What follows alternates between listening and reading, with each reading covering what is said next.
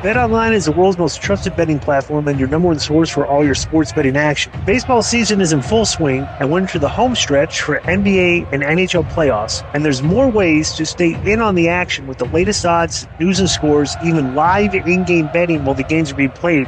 With the largest selection of odds on everything from the MLB, NHL, and UFC. And in between games, head over to the BetOnline Casino. All the top Vegas-style games, including poker and live casino action. So BetOnline, the game starts here. That's all the WWE are these days. Just that they're just massive content creators. You know, and it's funny too. Like you talk about, like the thing was like, you know, maybe some of the stories are a little bit flatter right now. You know, just like I said, they're not as good as it was like last year. But the way they tell the stories has been excellent. You know, like, bro, there's constantly breadcrumbs in scenes where they'll be shooting something in the background. You'll see two wrestlers talking to each other or arguing, you know, so just like every little tiny thing that they can do, they make you pay attention, right? And like, and the one thing that they've done great, like, regardless of if they're, you know, their creative can actually suffer. And like, there might only be like 2 good angles on the show, but on YouTube, on Twitter, bro, 10 million people will see those 2 best segments. They will blast that everywhere to where if you watch like a good segment, it's like, wow, the WWE they're doing great these days, huh? You see big segments. Not only that, right. I'm a big fan of vignettes and video packages. They have great video packages. They have great vignettes. I'm a big fan of promos, okay? And they always have 1 or 2 good promos on the show. So all of that kind of makes up sometime for a lack of storytelling. Like the women, they suffer the most. Not the top women, but the underneath women, because they never have a storyline. Well, Dave, you've been doing the show for so long, and like you probably see the trends and everything. Bro, how much better is the mic work in the WWE from like 5, 6, 7 years ago when all the literally half the performers on the show, you could see them like just trying to memorize their lines. Like, you know, bro, everybody has gotten so comfortable now. You know, like they know who their characters are. They know what they want to say. And it's just very good. You know, the acting is great. All right. Yes.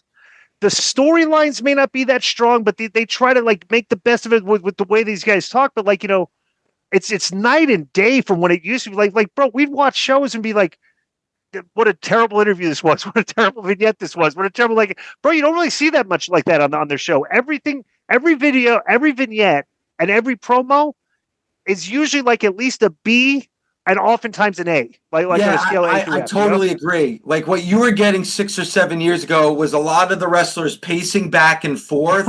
Right. Like they weren't looking into the eye of the person that they were talking to. They'd be pacing back and forth. And you knew they were just remembering their lines for their promo. Right. Just trying to get it out.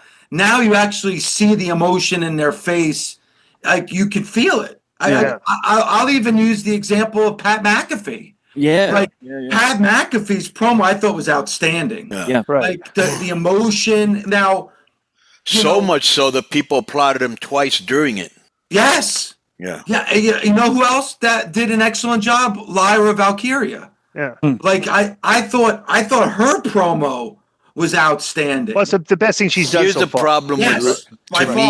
Here's a problem to me of Lyra Valkyria, right? They gave her the belt. They've kind of, you know, they pushed her. She did this good promo, but she still is kind of dull to me. Like she has no charisma, and that is important to me. She doesn't have a lot of personality to me. But you know what? I think your opinion might change with this angle with Becky Lynch. Right. Because I thought Disco just said that you saw the best in her this past Monday. Right. And I think it's because she's stepping up to the plate because of this story with Becky. Like, you're now in a story with Becky Lynch. You better step up. Yeah, you better bring it. Let me ask this real quick for the good Tijo. You know what's funny too, because we talked about how like we kind of like agree that last year when they finished the Cody story coming out of WrestleMania was kind of flat, right? Bro, I wonder if like they looked at last year and where they are now, and it's like, wow, this has been kind of like an underwhelming year of creative, like this road to WrestleMania. I wonder if they said, we're not going to make the same mistake we did last year. So they did the Paul Heyman, Seth Rollins, and Braun Breaker right out of the gate. Like you know what I'm saying? Like something impactful that like, as opposed to like just Cody. Like, I think Cody, when he cut his promo last year after WrestleMania, that show after WrestleMania was like, they didn't really have any storylines set up. It was just like, hey, I won. Like, it's like, then they waited like the next couple of weeks to figure out what was going to happen. It's like, dude, you got to hit the ground running. I wonder if they thought that this year, like, oh, hey, we need something strong this year, or we'll be another year of like flat stuff. What do you think about that? I think I thought that Monday Night Raw after WrestleMania was so good, it actually washed the bad taste of that main event from WrestleMania out of my mouth. That's how good I thought that show was. The only reason why I wound up bringing it up again was because of the interview Rock had with Pat McAfee. If The Rock did not go on with Pat McAfee, I think people would have gotten past WrestleMania and it would have been completely focused on what was going on right now. But he decided to go on a huge platform, and Pat McAfee has the biggest platform of any sports talk radio host right now, and just like throw everybody under the bus. Yeah. Oh my God. Like I said this yesterday, in the corporate environment, if you disagree with some of the main decision makers, you talk about it in the boardroom, or whatever. You don't do it publicly. It was very strange that you did that. Yeah, but you got to remember, Joe, some of the best stuff we've ever seen in wrestling are people shooting on each other. That's part of the business. People will go into business for each other, and it makes it more exciting. Like the last one with Charlotte and Tiffany, I was like, I was more invested because I knew it was true. But if what's funny to The Rock and Hunter, they'll never wrestle because Hunter can't. But if they do something on TV, maybe face to face or something, if it leads to that, then yeah. Well, bro, think about this. How about, remember when this seems like forever ago, right? Dude, how great was it when Pat McAfee like came into NXT? Him and Adam Cole were like doing stuff, like, and Adam Cole was on his show today. Look how far we've come to, like, since Pat. And bro, that was great content back then. Yes. With Pat and Adam Cole. You know what I'm saying? It's like, dude, that show should be. They should use that show more as a bridge. From to tell stories on the show. Yeah, you know what I'm saying? Instead of just like leaving everything out for the podcasters to argue about. You know what I'm saying? It's like I don't. Maybe they'll do something with Gunther. But how great? Just real quick, I want to ask you before you get out of here. Who, like, give me some names that, like, the guys that, like, are must-see TV for you these days. That's what I was going to ask. Yeah. That's an excellent question. Guys, girls, WWE. Both shows. Yeah, I mean, I really love the women's division in the WWE right now. I love Julia, Stephanie Vaquer. Absolutely love them. Do you watch NXT? Yes. Bro, there's a lot of girls there that are good. I mean, Sol Ruka, like, right. I mean, they have Jada Parker. Jada Parker's phenomenal. Yeah. Lash Legends, I think is fantastic. Her partner, whatever, the one that told you the lollipop, I forgot her name. I think the women's division on NXT is the best women's division in all of wrestling. So do I. And so they're must watch. In AEW, to me, it's so must see in WWE that you every week are looking forward to this person. Who would it be? Gunther is somebody that to me is must watch TV. Right. I think anytime you see Paul Heyman, it's meaningful. Right. So Paul Heyman's must watch TV. Roman Reigns is must watch TV. Somebody that's like up and coming. Like someone you see that's going to really break out in the future.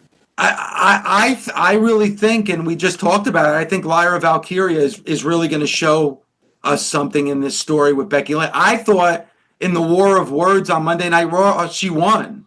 I thought she was much better on the microphone than Becky Lynch was on Monday night. I agree. Yeah. And on SmackDown right now, I'm very interested in what they do with Zelina Vega. Are you really? Yeah, I really am. Like having her win that count out and then being in a number one contenders match and winning that, and then this past Friday, that was set up for Chelsea Green to get her win back. I didn't think there was any chance that Zelina was going to win. And they had her win, and they had her win the championship.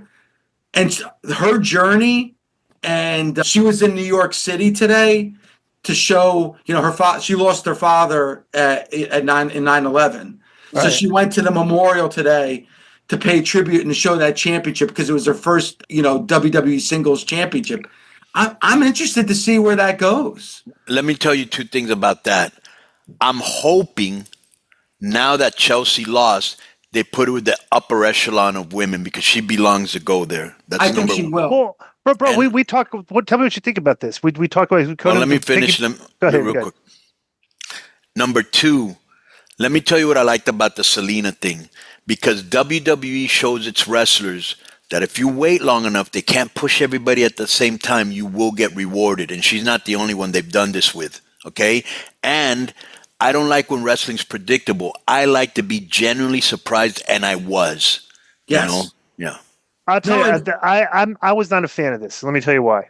And me and Conan talked about this, and Conan agreed. Maybe you agree too, bro. I cannot stand it in professional wrestling when so Chelsea Green wins the U.S. title, all right. But what they do with these mid-card titles, okay, now the character has elevated themselves to win this belt, right? I've always wanted and wished, but we've seen this in the history of wrestling, the way they book this, dude, they don't go up the card. All of a sudden you win the mid-card title, the U.S. title, whatever. Now we're going to elevate the other mid-card competitor up with us, bro, because Chelsea Green's she's doing angles with Mia Yim, with Zelina Vega, even, but she was a mid-carder, right? Bro, what does Chelsea Green got to do to interact now with Becky Lynch, Bailey? Why is she not working? Like, why did she not go there? Okay, and that's the one thing that I could not stand in wrestling is like the glass ceiling, and it like still exists in that. And I think another perfect example is Jey Uso, right? So we were talking, okay, Jey Uso's a world champion now. All right, so me and Conan were going over, okay, who would be the top 5 contenders if we were actually, this was a legitimate organization. Who would be the number 1 contender that should be fighting Jey Uso, right? And we say, all right, probably Drew McIntyre. He's a top actor, everything. And it's not like Logan Paul is he's not a good character to interact with. But bro, that's like the number 6th ranked guy or 7th. Like the thing is like, why does the champion? Why when you get the belt, why are you not immediately elevated to the level of the A-list players and interacting with them? Why does that happen? That bothers the hell out of me too, because I grew up with the magazines where they would have the rankings in the back, and you would wrestle your way up the most hated, most loved. Yeah, I mean, you're right. Logan Paul probably wouldn't even be in the top 10.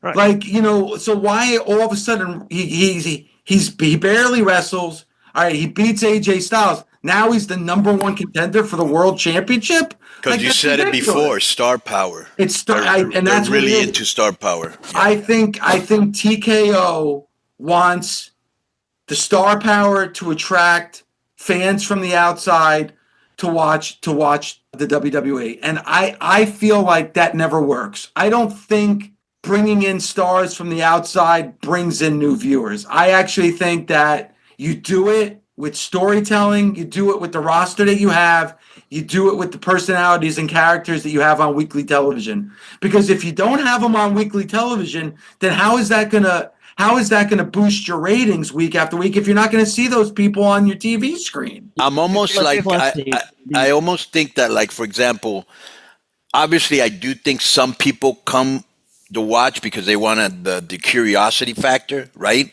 But I think like non-wrestling fans are like, wrestling, and I'm not gonna watch. But people that are like, I'm a huge Bad Bunny fan from back in the day. He was incredible. But anyways, so when I heard Bad Bunny was coming in, first thought I hope he trains, because if not, he's gonna look terrible. But I was actually like, that's pretty cool. Wrestling I like Bad Bunny's music, and now they're together. And really quick, I got to give credit to like Bad Bunny, Logan Paul as well, Pat. Like, they love wrestling so much that they put the time and effort in to learn the craft and the art form, and they trained for it. Like, if that's the case, I'm all for it. But, and I'm not saying that Logan Paul is not talented. He's ultra. I just don't think he should be in this position this quickly. Right. Me neither. Here's you make a great point. Let's say a year and a half ago, Roman Reigns is a stock. The Roman Reigns stock is selling $100 a share. You go through a whole year where he was on TV, maybe count on 5 fingers. What's that stock selling at right now for Roman Reigns? 80 a share? Yeah. It's like that, bro. It's not like, say you were off TV and you're not involved in episodic storytelling, your stock just immediately plummets. Like Roman isn't like what's bro. This was like the guy that was supposed to be the next big. He feels kind of cold like every time he comes out. Yeah, I said they haven't picked up anything else from this guy yet. Like for anything else for him to do yet. So and what bothers me, and I hate keep going back to The Rock because I know we've been kind of like just kind of beating that dead horse so much about The Rock, and it's what everybody's been talking about. But again, the Bloodline was the biggest story in the WWE for 3 years, and The Rock ended it by putting the Ulafala over Roman's head on that debut episode on Netflix. That's the end of the biggest story that the WWE has given us. Like we don't even. So The Rock wanted that match with Roman at last year's WrestleMania, and now because we didn't get it we're not getting it at all. We're never gonna get it. That's how you ended the best story. That you can make the case that's Bloodline story, maybe one of the greatest stories in the history of the business. It's not maybe. Well, you know what? I just thought of this. I would not doubt, okay, because these are very rich people, right? If The Rock was holding out for the Saudis to pay him and Roman to do that match over there at an exorbitant amount of money, I'm just throwing it out there. You know what I'm saying? Because I bet that's something maybe we should still see that because that's a huge match. I'm just wondering if the Rock is saying like, hey, I'm not.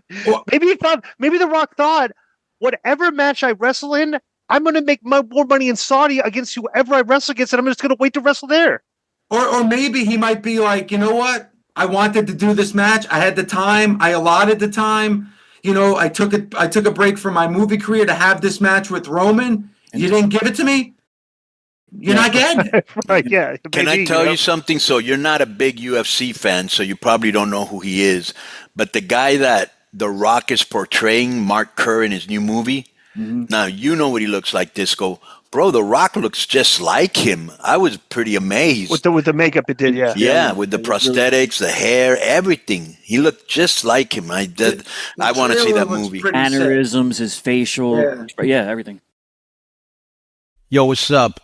I just want to thank you guys for watching this clip. Don't forget to hit the like button, leave a comment, and subscribe. And join our YouTube membership for hours and hours of exclusive, unedited, uncensored content. And being a member will help you get involved in our upcoming live streams. Thank you for your support. Thank you for riding with us. I know you got a lot of other podcast choices, be it wrestling or other ones. And thank you for picking us. Boom.